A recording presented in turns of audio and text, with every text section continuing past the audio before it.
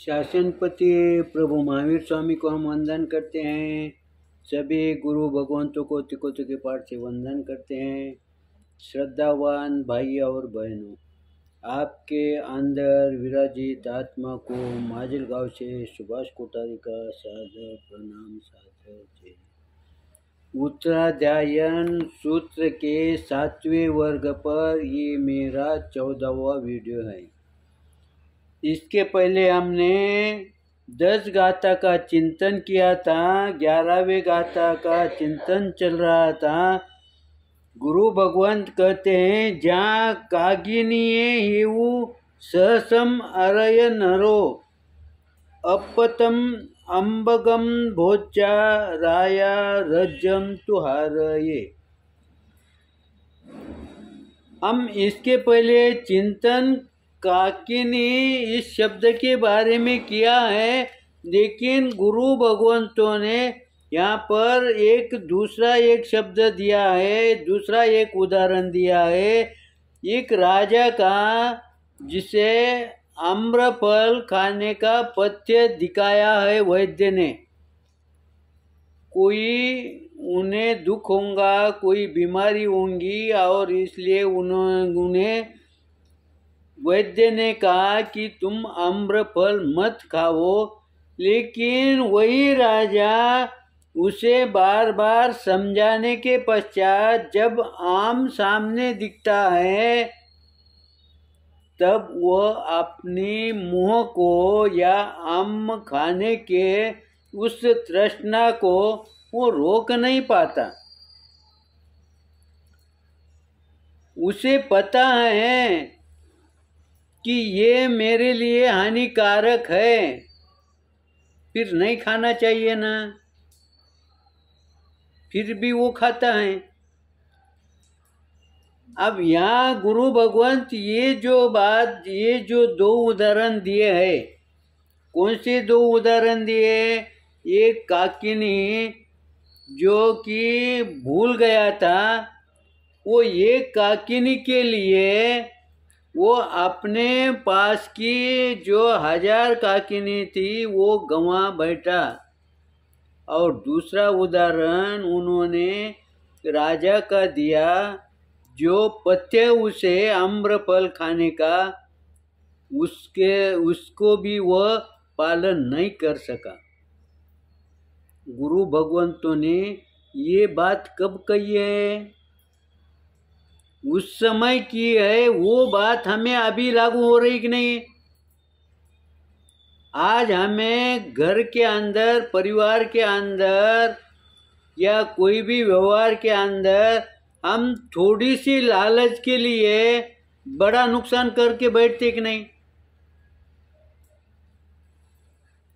फिर वो जो काकिनी के लिए जो छोड़ के गया अपनी बाकी की काकिनी को, हम उसे मूर्ख ठहराते हैं, उसे बुद्धू समझते हैं।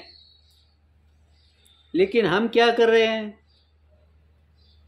हम भी लालच के अंदर बड़ा नुकसान करके बैठते हैं ना।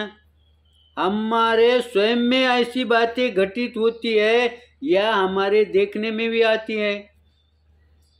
दूसरा उदाहरण उन्होंने राजा और आम का दिया है। ये भी बात हमारे ध्यान में बैठती है कि बहुत बार हमें वो चीज का पथ्य है, डॉक्टर मनाही करता है, फिर भी हम खाते कि नहीं? हम उसे छोड़ते हैं क्या? हम कभी कभी देखते हैं चातुर्मास के अंदर या कोई संत हमारे गांव में प्रवेश करते हैं, उस समय वो कोई चीज छोड़ने को बोलते हैं। वो छोड़ने के पहले वो चीज खाने की हमें याद भी नहीं रहती और हमें उसको खाने की इच्छा भी नहीं रहती। लेकिन जब गुरु भगवान उस चीज का पचखान देते हैं कि आज ये विगयता त्यागो, तो हमें वो विगह बार बार खाने की इच्छा होती कि नहीं? मान लो गुरु भगवंतों ने कहा कि आज आपको जामुन का पचकान, एक दिन नहीं खाने से क्या होने वाला है, लेकिन जैसे ही उन्होंने पचकान दिए कि हमारी इच्छा जगती है वो खाने के लिए। अन संयोगवश से बहुत बार ऐसा होता है, जिस चीज के हम पचकान लेते हैं वही चीज हमारे भोजन में सामने आती है। तब हम क्या सोचते हैं, हम मन के अंदर सोचते हैं, प्रकट में तो नहीं बोलते, मन के अंदर हम क्या सोचते हैं, मैंने तो हाथ जोड़े ही नहीं, मैंने पचकान लिए ही नहीं। और ऐसा करके हम क्या करते हैं, वो चीज का सेवन करते हैं। तो ये जो हमारा गुण है ना, ये नैसर्गिक गुण है। इसीलिए गुरु भगवान समझाते हैं कि ये नैसर्गिक गुण है, सबके अनुभव में आने वाला गुण है, तो इसके तरफ तुम सावधान बनो। अब देखो, ये बात हमने बार बार गुरु भगवंतों के मुख से सुनी है, लेकिन हमारे वो बात ध्यान में रहती है क्या, उसी समय छूट जाती है। लेकिन आज हमारे पुण्योदय के कारण अगर हमने इस गाथा का चिंतन कर रहे हैं, मनन कर रहे हैं, तब ये ध्यान में आता है कि हम जिस चीज छोड़ते हैं उस चीज का बार बार याद आती है। तो ये जब हम इस पर चिंतन करते हैं तब हमारे बात ये ध्यान में तीव्र गति से मन में बैठ जाती है। अब भविष्य के अंदर ऐसे पचकान गुरु भगवंतों ने दिए तो भी हम वो पचकान नहीं तोड़ेंगे। क्यों नहीं तोड़ेंगे? क्योंकि उसका जो साइड इफेक्ट है उसका ज्ञान हमें इस गाथा के माध्यम से गुरु भगवंतों ने किया है।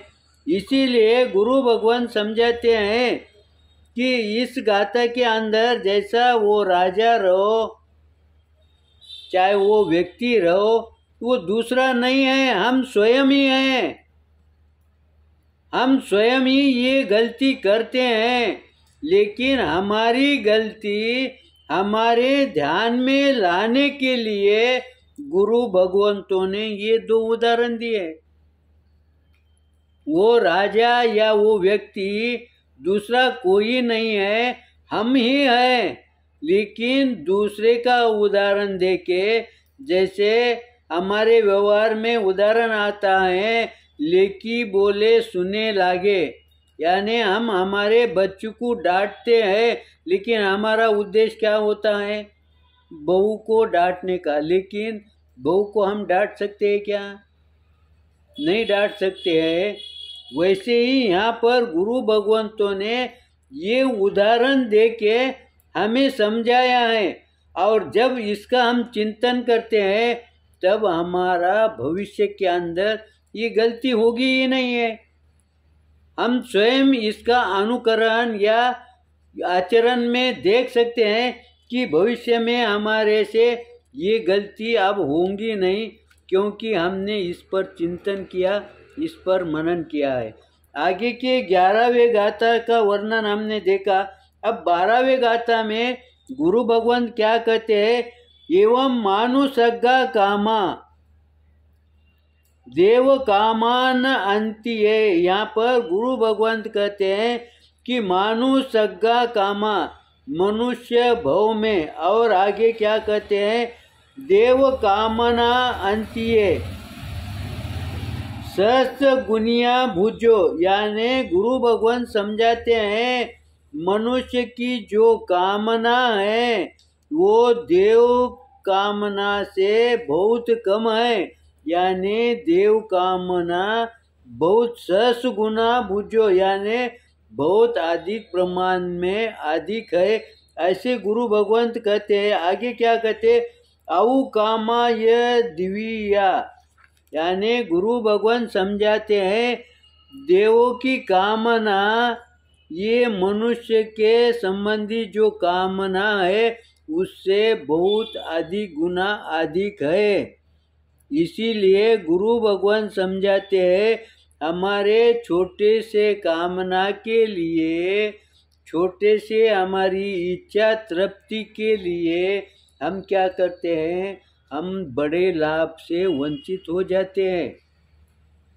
इसीलिए ये कोई भी गाथा, कोई भी शास्त्र का चिंतन करते समय जब हमें गुरु भगवान समझाते हैं, वो बात हमारे ध्यान में बैठती नहीं, बैठे तो भी वो जल्दी भूल जाते हैं। लेकिन जब इस शास्त्र के माध्यम से हम उस गाथा का चिंतन करते हैं, तब वो बात हमारे लंबे समय तक हमारे ध्यान में बैठती है।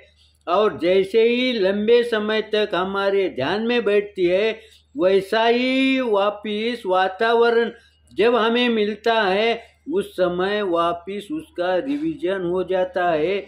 बार बार रिवीजन होने की वजह से हम उस दोष से दूर रहते हैं, वंचित रह जाते हैं। वो दोष छूटने में हमें सहायता मिलती है। समय को देखते हुए हमारे चिंतन के अंदर कुछ विपरीत आया होगा तो आप क्षमा करेंगे, सही आया होगा तो लाइक करेंगे, शेयर करेंगे। इसी आशा के साथ ओम शांति।